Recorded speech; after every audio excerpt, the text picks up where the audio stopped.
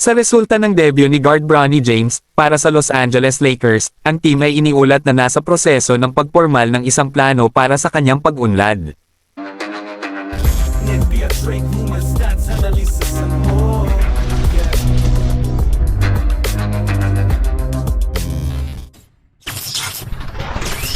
Si James ay magsisimulang magpalipat-lipat sa pagitan ng Lakers at ng South Bay Lakers ng G-League, kasunod ng paparating na paglalakbay sa Los Angeles, ayon sa ulat mula kina Shams Charania at Dave McMenamin ng ESPN.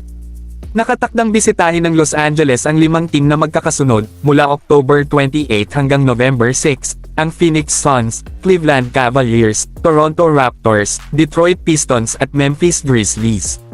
Ang South Bay, sa kabilang banda, ay magbubukas ng season nito sa November 9, laban sa Salt Lake City Stars.